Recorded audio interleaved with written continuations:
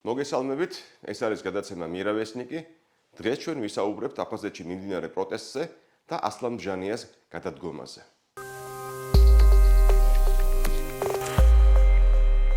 დღეს ჩვენი სტუმარი გახლავთ ბატონი ვახტანგ ყოლბაია, აფხაზეთის უზენაესი საბჭოს წევრი.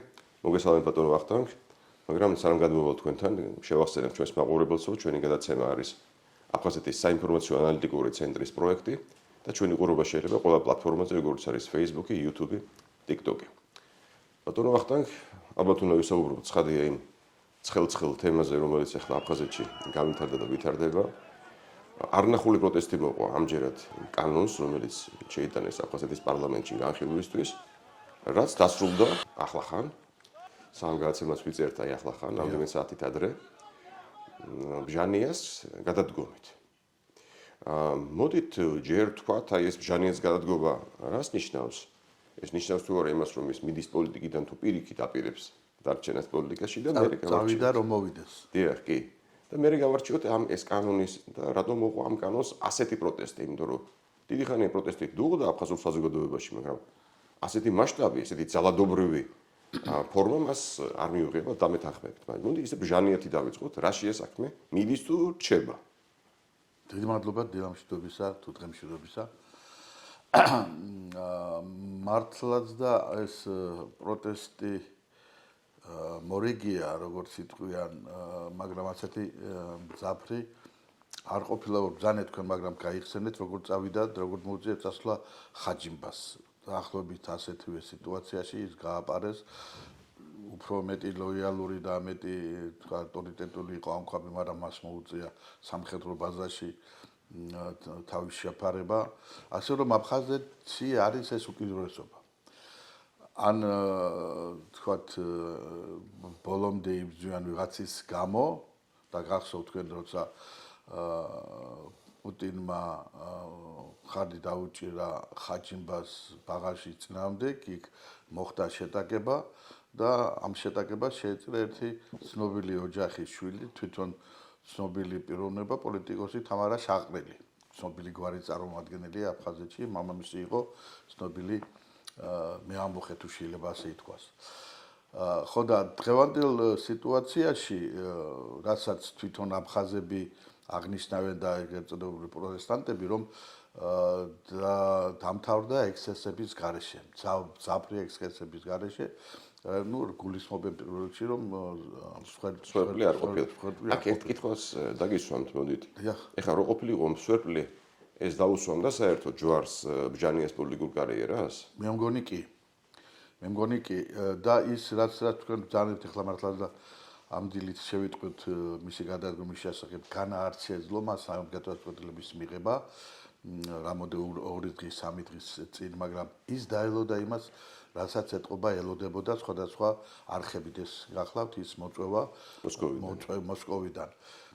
ის ელოდებოდა ამას, ამშვიდებდნენ და ბოლო წუთამდე როცა ნახა მოსკოვმა, რომ ეს ვერ მოერევა სიტუაციაზე უკიდურესობამდე ამისული ეს პროტესტი მის წინააღმდეგ და ის უნდა წავიდეს, მაშინ როგორც ეს მაშველი რგოლი გამოუგდეს მას. და ამის მერე გააკეთა განცხადება გადადგომაზე. დიახ, ამის მერე გააკეთა განცხადება გადადგომაზე. ეს მინიშნება ოპოზიციისათვის, მაგრამ ჩვენ ვისაუბრეთ ახლა ოპოზიცია აფხაზეთში არის, არა მარტო აფხაზეთში ეთყობა, არის ესეთი რომ ის იმან შეიძლება მისთვის უბრალოდ გამაღიზიანებელიც იყოს ეს მაშველი რგოლი, თუ გავიხსენებთ როგორც ჩვენ თქვით უკვე ბაღავშის და ხაჯიმბას დაპირისპირებით. ხო, მოდით გავიხსენოთ მაყურებელს შევახსენოთ, რომ მაშინ მოსკოვმა ღიად დაუჭირა მხარი ხაჯიმბას როგორც თავის კანდიდატს, ესე ვთქვათ. სურათები ერთობლივ გადაღებული. აფხაზებმა აირჩიეს მაშინ აირჩიეს ბაღავში. ხო. ოღონდ აი განსხვავება იმაშია, რომ მაშინ არ იყო ჯერ მოხდარი აგვისტოს ომი და არ იყო აღიარებული აფხაზეთი რუსეთის მიერ. რა თქმა უნდა, აღიარების შემდეგ აფხაზებმა დაკარგეს რაღაცა მანევრის საშუალება და ავტონომია, რაც ჰქონდათ მანამდე, იმიტომ რომ უფრო მიებდნენ რუსეთს აღიარების შემდეგ, არა? და აი ეხლა აქვს საშუალება აფხაზები გაღიზიანდნენ იმაზე, რომ მოსკოვი ღიად უჭერს ბჟანიას მხარს, რომელიც ბევრს აღარ მოსწონს. მაგრამ ეხლა აქვთ აფხაზები იმის საშუალება, რომ ეხლა გააპროტესტონ მოსკოვის ეს არჩევანი, წავიდნენ ბჟანიას წინააღმდეგ. რა თქმა უნდა თქვენ აკვირდებით და ბევრი ჩვენი ტელემაყურებელი აკვირდება სიტუაციას, როგორ ვითარდებოდა ბოლო პერიოდში აფხაზეთში მოვლენები. იმ ხელშეკრულების შემდეგ, ეგრეთ წოდებული ხელშეკრულების შემდეგ, რომელიც დაიდო სოხუმსა და კრემლს შორის. ის გულისხმობდა რამოდენიმე კანონს, ეგრეთ წოდებულს, როგორც ჩვენ ვლაპარაკობთ, რომელიც მოიცავდა თავის თავში ჰარმონიზაციას აფხაზური და რუსული კანონებისა. მაგრამ ძირითადი იყო რამოდენიმე კანონი, მათ შორის მოქალაქეობის შესახებ გახსოვთ, მიწის შესახებ, საკუთრების შესახებ, პრივატიზაციის საკითხების შესახებ, მათ შორის ელექტრო გადამცემი ხაზების შესახებ. და აფხაზურმა მხარემ გაწელა ეგ სიტუაცია დაწყებული ბაღაბშიდან, დამთავრებული ბოლო პრეზიდენტი ეგრეთ წოდებული იყო ხაჯიმბა და ეს პროცესები პრაქტიკულად ჩამგდარი იყო, იმიტომ რომ პირველი ხელშეკრულება, აი ურთიერთშეთანხმება სამხედრო ნაწილების განაწილებაზე და ბევრი სხვა რამ ჯერ კიდევ დაიწყო 96-17 წლიდან მივსა უკუნიდან და თანდათანობით ხორციელდებოდა ბევრი რაღაცა, მაგრამ ბევრი რაღაცა ვთქვათ დამუხრისდა. და ბჟანიამ გააკეთა ის, რაც ვერ შეძლო წყალებში, ვერ გააკეთა დანარჩენმა არც ბოლომდე არ გადაწყვიტა საკუთრების საკითხი, მიუხედავად იმისა, რომ ყველაზე მეტი ხეირი თუ შეიძლება ასე ითქვას, მან მიიღო თავისი მმართველობის პერიოდში, მანაც ვერ აიღო თავის თავზე საკუთრების საკითხის გადაწყვეტა ბიჭვიდან და დაკავშირებით. ეს შეძლო ბჟანიამ. ამ 3-4 წელია უკვე ის არის, ამ განმავლობაში მან ბევრი ისეთი რამ გააკეთა, რომელსაც რუსეთი ლამობდა და მიაღწია კიდევაც. მაგრამ რუსეთმა და მეც მიკვირდა სიმართლე გითხრათ, აი უკრაინაში მიმდინარე მოვლენების პირობებში როგორ მოიცალა პატარა აფხაზეთისათვის და რატომ გადაწყვიტა ახლა ამ როგორც იტყვიან ძალიან ცხელ სიტუაციაში თავისთვისაც რუსეთი მყავს-ხელობაში პატარა მიწების მითვისების დაუწყო. იმით ხო არა ეხსნება რომ შავი ზღვა და შავი ზღვის მითვისება აქტუალური გახდა უკრაინის შორის პროცესი. მე გავიგებდი შავი ზღვის სპორტის, ჩამჩირის სპორტის საკითხს. კი ბატონო, ამას მე გავიგებ მეტნაკლებად, თუმცა როგორც იტყვიან, იქაც აწვდიან, იქაც წუდება უკრაინის თქვათ ეს შეიარაღება, მაგრამ ვერ გავიგებ ბიჭვინთა რატო იყო ასე საჩქარო, რატო იყო საჩქარო იგივე ათონი, რატო არის საჩქარო ეს ჩამჩირის რაიონი, კინდრი და ასე შემდეგ, მაგრამ ამასთან ერთად, ეხლა შეიძლება ბევრს არ მოეწონოთ ჩემი მოსაზრება, მაგრამ უნდა გითხრათ, რუსეთი უნდა რაც შეიძლება მალე გადაწყვიტოს ყველა ის საპრობლემო საკითხი, რომელიც შემდგომ საქართველოში მას დალაგებას თქვათ ასე ბჭყალებში ავიყვანოთ თუ გნებავთ ეს სიტყვა, დალაგების პერიოდში უკვე აპრიორი გადაწყვეტილი ექნება. ოჩამჩირის სპორტის საკითხი, ბიჭვინთის საკითხი, კინდრის საკითხი, თქვათ ელექტროგადამცემების საკითხი, პრივატიზების საკითხი, ამ აპარტამენტების თუ რაღაც ბატონო ხტანგან თუ სწორად გავიგე, ოდესღაც რუსეთი თუ გააწყვეტს საქართველოსთან ისე თქვათ ურთიერთობის ნორმალიზაციას და ფართო დიალოგს, რომელიც მოიცავს მათ შორის აფხაზეთის საკითხის გადაჭრას, ამ დროს რუსეთს უკვე ისე კონდეს მოკიდებული ფეხი აფხაზეთში, რომ დარჩეს ყველა ვარიანტი რაღაცა. სადავო არაფერი არ კონდეს არავისთან. დარჩეს კარგად. დიახ. გასცენათ მე ძალიან სწორად გავუკეთეთ თქვენ ჩემსაც ფორმულირებას, საბოლოოდ დახვეწა და შეიძლება მე ვწდებოდი ამ შემთხვევაში, მაგრამ სხვანაირი ახსნა იმას, რა ტემპით მიმდინარეობს ეს პროცესები, არ მახსოვს. და ყველაზე თავარი ის, რაც ხალხის აღშფოთება და ამ ხალხის სოციალურ პრობლემებზე ითამაშა ეგრეთ წოდებულმა ოპოზიციამ, გახდათ ის, რომ მოსკოვმა შეუწყვიტა დაფინანსება სოხუმს. შეუწყვიტა არა მარტო ეს პირველად მოხდა ომის შემდეგ. პირველად მოხდა, დიახ, საბიუჯეტო ორგანიზაციის წარმოადგენლებს კი მთლიანად მოსახლეობას, მათ შორის სოციალური და ასე შემდეგ ასე.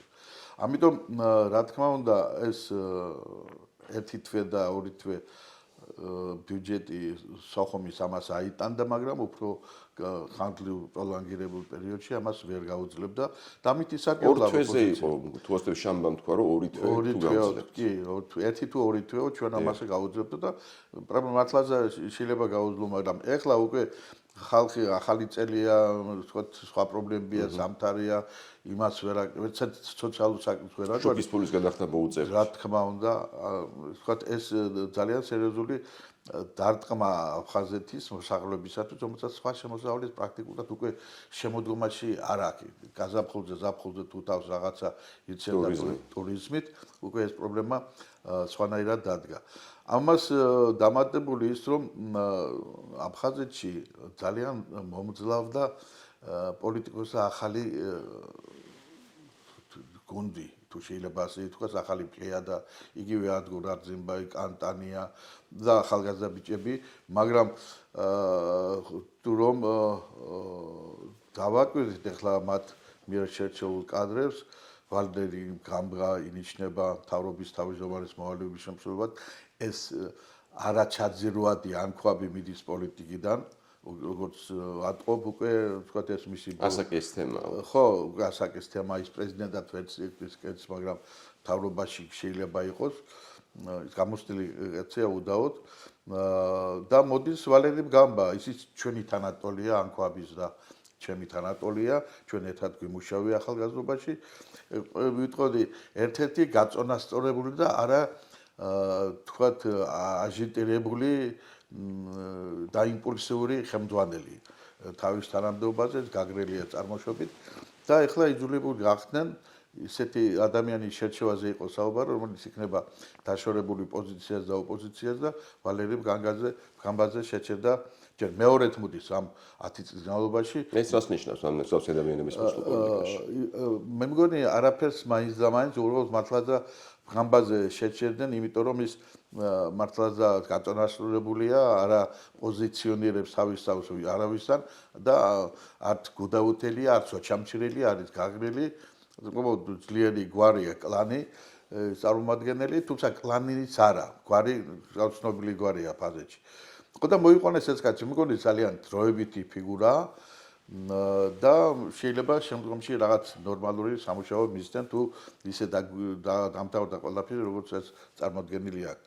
რაც შეეხება მას ვიცე-პრეზიდენტს, მას მოუხდება უკვე მე მგონი მეორედ მოვალეობის შესრულება, მასაც თუ არ ვწდები, ბოლომდე ვერ დავიჩემებ, მაგრამ ყველა შემთხვევაში ის ბადრა ცნობილია როგორც მართლაც დაგვინებული პიროვნება, რომ მასზე ეხლა როცა გადადგა ბჟანია, ანუ ფორმალურად ვიცე-პრეზიდენტი იქნება შეასრულებს მის მოვალეობას და ალბათ იმედი აქვს იგივე ბჟანიას, რომ მშვიდობიანად მიიყვანს ეხლა არჩევნებამდე. არჩევნებამდე, ხო.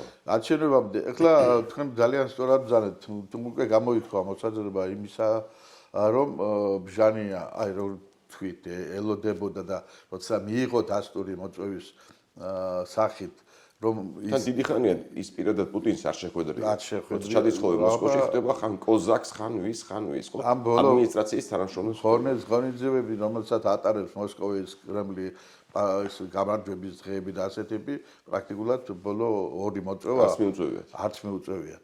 ამიტომ ეხლა მე ჩემთვის ფიქრობდი და გუში მქონდა ერთ-ერთი ეთერი და იქ თქვი იმაზე უკეთესი ვინ ბჟანია კრემლი ვერ მოძებნეს. იმიტომ რომ როგორც აღნიშნეთ თქვენ, იგივე ბიჭვინთის საკითხი მან გადაჭრა, რომ პირველი ნაბიჯი გადაიდგა, რომ რაღაც ტერიტორია მიიღო რუსეთმა აფხაზეთში. აბსოლუტურად. და მე როგორც იტყვიან ძაღლი ვინც მოკლა, იმან უნდა დამარხოსო თუ როგორც არის და მან დაიწყო პროცესი და უნდა მიიყვანოს. სხვა შემთხვევაში წარმოვიდგინეთ ბატონო თორდიკე რომ ეხლა მოვიდა ვიღაცა სხვა ასლანის ნაცვლად. იმ ვიღაცა სხვას მოუწევს ისევე იმ გზით სიარული. იმ გზით გავლა თავიდან ბოლომდე გაიაროს თავიდან წინააღმდეგობები, ეს პროტესტები და ამიტომ ჯობია მოსკოვის კრემლისათვის დატოვოს ეს ბჟანია, მიიღოს ყველა ზომა იმისათვის, რომ გავა არ გავა ბჭყალებში რა თქმა უნდა არჩევნები. ცოტა შორის არჩევნები იქ საკმაოდ იმით მიმდინარეობს მეტნაკლები კონკურენტული არიანად. ახლა შეიძლება თუ არა ჩავთვალოთ რომ ამ არჩევნებამდე ეს საკითხები გაიყინა. აფხაზეთში აღარ განიხილება პარლამენტში არჩევნებამდე. არა, ალბათ ერთადერთი რაც შეიძლება ჩვენ თქვათ მივიღოთ, თუ შეიძლება ასე ითქვას, იქნებ მოსკოვმა ჩათვალოს რომ ყინული დაიზრა და დაფინანსების წყარო გახსნას ერთადერთი რომ ხალხი არ გააღიზიანოს იმიტომ რომ ხალხის გაღიზიანება მაინც ამითი თან ალბათ დაეხმარება ჟანიას რო არჩევნები რა თქმა უნდა ამიტომ ეს პროცესი ასეთნაირად მე მაგ წარმოდგენილი გაჩერდება მე ანალიზ მოუნდება ხალხი მაგრამ მე მინდა თქვა ერთი რამ აფხაზეთთან ურთიერთობა როგორც ხედავთ არის ძალიან რთული ეს სირთულე გამოიხატება რუსებისთვისაც ესე გამოდის აღაჩვენოთ მერტვა არა მარტო ქართველებისათვის არ რუსებისათვის ბევრჯერ მithქვამს და მაგალითადაც მომიყვანია რუსეთთან ურთიერთობა აფხაზეთს რუსეთთან ურთიერთობა უჭირს მანამ სანამ რუსეთი აკმაყოფილებს მათ ყველა მოთხოვნას ასე ვთქვათ საკმარისია რომ რაღაც გარკვეულ მომენტში რუსეთმა თქვას მე შენთვის ყოველთვის და შენ ჩემთვის არა და აქ დაიწყო წინააღმდეგობა ამიტომ წარმოვიდგინოთ ახლა ერთი წუთით რომ ჩვენ ყოფილიყავით იქ რაღაც ფორმით წარმოდგენილი უფრო ვთქვათ და ყოფილიყო ეს შეტაკება და ეს საპროტესტო ეს გადავიდო და ვთქვათ ეთნიკურ დაპირისპირებაში ამიტომ მანამ სანამ ჩვენ ამ პრობლემებს არ მოვაგვარებთ რასაც ქვია ქართულ-აფხაზური ურთიერთობის ბოლომდე დალაგება მანამდე ეს პროცესი გაგრძელდება და ამას უნდა მივხედოთ თავიდან ბოლომდე ხო უნდა გაირკვეს რა თქმა უნდა სანამ გადავალთ როგორც ითქვა რუბიკონს მანამდე უნდა გაირკვეს ვინ ვისია ვინ რაზე აგეთ პასუხი ვინ რამდენია სად არის პარლამენტშია აღმასრულებელშია სოფელშია ქალაქშია ხელმძღვანელია რა ხელმძღვანელი ესე იგი ყველაფერი უნდა გაიწეროს დალაგდეს ახლა მე შეიძლება უსწრებდე მოვლენებს და როგორც ითქვა ვთქვათ აბსოლუტურად გასაგებია ამ მოვლენების ფონზე ამ მოვლენების მაგალითზე გასაგებია რომ ჯერ ეს უნდა დალაგდეს, უნდა გაიმიჯნოს რაღაც დონეზე უფლება მოსილები და მე უნდა ესე ვთქვათ გავარკვიოთ ურთიერთობა, უნდა შევრიგდეთ და ასე შემდეგ. მაგრამ მე ამის გარჩევა უკვე ძალიან რთული იქნება. ძალიან რთულია და მით უმეტეს დღემდე აი როცა შეუცნობადი ხასიათის არის მენტალობაში მე მგონი პრობლემას თუ დავარქმევთ ამ დილითაც წავიყათ არის ერთი დეპუტატი გვარდა სახელს არ აქვს მნიშვნელობა რომელსაც ეკითხებიან ის პასუხობს ამ პროტესტანტების შეკითხვებს და ეკითხებიან აი თქვენ გამორიცხავთ რომ ქართველები ამ შეთანხმების მიღების შემდეგ ქართველები არ დაიუფლებიან ჩვენს მიწას აფხაზეთში. აქ საქმე იმაშია რომ აი ვთქვათ ქართული თქვათ ეს ნარატივი ჯერ კიდევ რჩება თავარ ნარატივად ანუ თავარი გამაღიზიანებელი თავარი ერთ-ერთი იარაღი ამ მომიტინგეების ხელში არის ის რომ აი ამ კანონით ქართველები ისარგებლებენ და დაბრუნდებიან რაღაცა ფორმით აფხაზეთში. ამავდროულად რა თქმა უნდა აკვირდებოდით რომ მათ არ უნდათ რომ ტკაჩენკოს დაეუფლოს ამას მათ არ უნდათ რომ ანუ ქართველების თემა უფრო მასაბაბია ცხადია. ეს საბაბია. თორემ ეს ძირითადი თემა რასაც აყვა რომ ჩვენ გავკოდდებით იდენტურობას ვყარგავთ ჩვენ სუვერენიტეტს ვყარგავთ მიწას ვყარგავთ ეს არის ძირითადი ლეიტმოტივი მაგრამ აი საბაბად იყენებენ ქართველები ყოველთვის რაღაც თავის ხელს ეძებენ. მოგეთ როგორ ჩანს რა თქმა უნდა ეს თემა ესე მარტივად არ დასრულდება. ეხლა წინ გვაქვს არჩევნები და არჩევნების პერიოდში აქამდე გარდამავალ პერიოდში ბევრი საინტერესო მაინც მოხდება ჩემი აზრით. რა თქმა უნდა ჯერ მიმდინარე პროცესზე მანამდე ტრამპი მობრუნდა რუსეთ ლეგიტიმირებაზე მოხდება 20 იანვარს. იქ როგორ განვითარდება რუსეთ-უკრაინის ეს წინააღმდეგობა ომი ჯერ ვთქვათ უცნობია თუმცა სხვადასხვა პროგნოზები არსებობს მაგრამ ყველა შემთხვევაში ბაიდენის გადაწყვეტილება იარაღის გამოყენების თვალსაზრისით ამან რაღაც გარკვეული აი ნახოთ რა შეცვლის საინტერესოა. ხო და შეიძლება მარტამდე ჩვენ გვაქვს რამოდენიმე თვე და ბევრი ხო ანუ სანამ აფხაზეთში არჩევნები ჩატარდება შეიძლება რაღაც შეიცვალოს აფხაზეთისთვის სოფლიო პოლიტიკიდან გამომდინარე ძალიან საინტერესოა. აფხაზები უნდა გაითავისო რომ მათი ბედი მათ ხელშია და ის პროცესი რომელიც მიმდინარეობს მათ უნდა გამოიყენონ იმისათვის რომ საბოლოოდ ჩამოყალიბდნენ თუ რა უნდათ. ჩვენს მაგას ველოდებით რომ ჩამოყალიბდნენ.